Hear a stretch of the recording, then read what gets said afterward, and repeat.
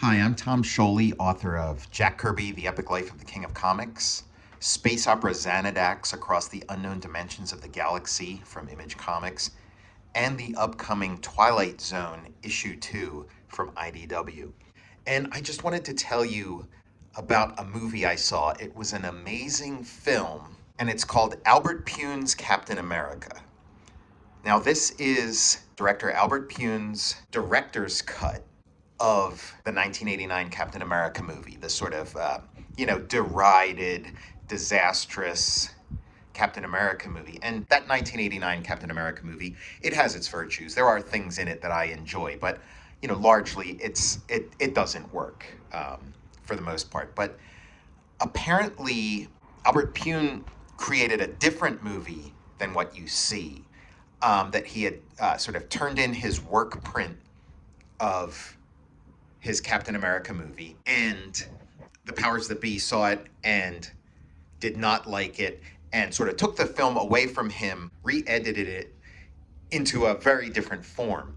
And his original version is really smartly put together. It's almost like Memento. You get these little fragments of the story, and you're putting the pieces together. And as Captain America is sort of doing the same, and the various characters in the movie. So, it unfolds in a really compelling way. You're sort of, watching all these pieces come into place. And when Captain America first appears, there's like a sequence where a little boy sees Captain America flying past on a missile, and it sort of becomes this kid's lifelong obsession, and he eventually becomes president and gets caught up in the story of the movie. But when Captain America first appears, it's there, and it's almost like a UFO sighting or a Bigfoot sighting. And so he has this little picture, this blurry picture of Captain America that he carries with him. And that occurs in the original, like the released version of the movie as well, but in a completely different context. And the big difference between this version and the finished movie is they took out all the sort of Memento-like kaleidoscopic editing and sort of cutting back and forth between different points of view and cutting back and forth between different eras. They sort of eliminated that and just reassembled the film in chronological order. The film, as we know it, is just sort of a low-budget, bad version of a superhero movie. It's like the Richard Donner's Superman, but without Jeffrey Unsworth's cinematography, without the budget, without the special effects. It's a very, so it just sort of pales in comparison. And then also when you just play it in chronological order, all these little bits and pieces of the movie that mean so much in Albert Pyun's edit just become arbitrary events, and they kind of go on a little too long. I recently watched an interview with George Lucas, and he talked about part of his initial conception for Star Wars was that he wanted the special effects footage to be very quick, quick cuts, fast, you don't see much, and to create a certain amount of excitement, but also to sort of hide the seams, not allow you to get a really good look at the footage or the models to sort of see, how badly put together they were. That was his initial conception. It seems like that's Albert Pyun's intent here too, that he kind of gets you in and out of these action moments and parcels them out and just sort of releases them at the right moment in the story, so that that initial scene of Captain America and the Red Skull, which in the established edit is, kind of goes on too long. It looks super hokey, super cheesy. It has its moments, but mostly it's just kind of a slog. But in this, throughout the movie, you're just catching little glimpses of that, World War II, 1940s ill-fated mission that ends in Captain America being frozen. And so it's so compelling and gripping. And just as an example, when you first see the Red Skull in the movie, it's him in the modern day, and he's in his limousine with his daughter, and he's dressed very slickly, but you could tell there's something going on with his face. and then the camera just kind of zooms in on this seam in his arm, and then it cuts to Captain America being, chained to this rocket that's taking off, and Captain America is grabbing onto the Red Skull's arm and he's gonna take him with him. And so the Red Skull grabs a knife and then starts cutting his own arm off, and then you're back to the present day, and it's like, it's powerful stuff, and that's sort of your first glimpse of Captain America's fight with the Red Skull. So it shows you sort of what it means to the character, and just, it's very brutal. Just that quick glimpse makes it feel very brutal and sort of almost mythic. And this is a great thing to do when you have a low budget. You don't have amazing props or amazing costumes. So you have to use the tools of cinema, the basic tools of cutting and editing, and then you can do magical things. So if Albert Pyun had set out to make a convention, using the resources he had, if he had set out to create a conventional superhero movie, it probably would have been something like the end result that we got from the released version of the movie. It would have been just a second-rate version of a superhero movie. But what we have here, he decided to make something a little more complicated, a little smarter, something where you're sometimes playing catch up. You don't know everything that's going on. It just makes you like so compelled and so interested.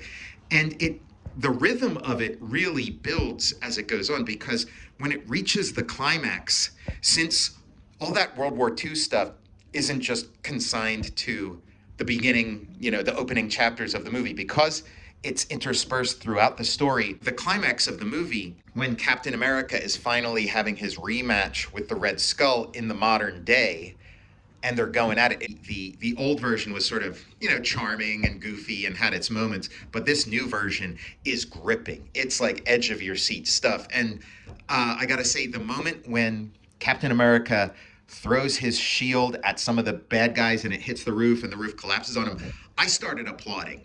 I'm watching this in my own home, but the build up to it and everything, I was just so moved. I just had to applaud. And again, there's poignant moments in it too that just seemed, hokey and cheesy in the original, in the released version. But in this re-edit, just the way it builds towards them and cuts between things, really some very moving moments. The way that Captain America inspires Ronnie Cox's president character, it really hits. It really does work. But back to that final battle, when Captain America and Red Skull are having their final battle in the modern day, they're fighting, it's very exciting, and then bam, it cuts to their battle back in World War II. And so it's brilliant, and it just works so well. And all of a sudden you're back in like the full color, old school kind of Captain America battle to the death and stuff. And just everything, just has amazing impact. And then there's Billy Mumi's military character and Darren McGavin's military character, who it seems like they're sort of playing up the facial similarity that Darren McGavin can have to Richard Nixon. He sort of plays this like corrupt military official. But I'm sure this is established in the released version of this, that Billy Mumy and Darren McGavin are the same character, that he's sort of, that's the young version, that's the old version now. But that never registered for me until this viewing, because you'll have a moment with Darren McGavin, and then he'll remember back, and then it's, Billy Mumy, and that his, betrayal, goes all the way back to that, original, moment of Captain America's incarnation. And so I just don't know what to say. It's just an amazing film. Everybody needs to see it. Anybody who likes Captain America or superhero or just good genre fiction. It's Albert Pyun. He's no longer with us, but he took what he was handed to him, this budget and these resources, and came up with a really compelling way to tell a superhero story. And it looks amazing. It's his work print. So it's a very like beautiful transfer of the work print, but it's almost like Tarantino's and Robert Rodriguez's grindhouse, because it's got, you see like the cuts, you see the filth on the film, because it is a work print, which just, I mean, adds another layer of like grindhouse energy to it. I ordered it on the Yippee Ki Video website. It's well worth it. It's along with it's one of my favorite superhero movies. It might be my favorite Captain America movie. I really love the Joe Johnston one, but having just freshly seen this, I'm in awe, and it's a real contender. It might be my favorite, or those two are neck and neck or whatever, but it's amazing. It's really great. And that sort of, low budget DIY ethos is all through it. More people need to see it, same as the Corman Fantastic Four. I hope that someday gets a similar release, some kind of, form that we've never seen that movie before. But I highly recommend it. You got to watch Albert Pyun's Captain America.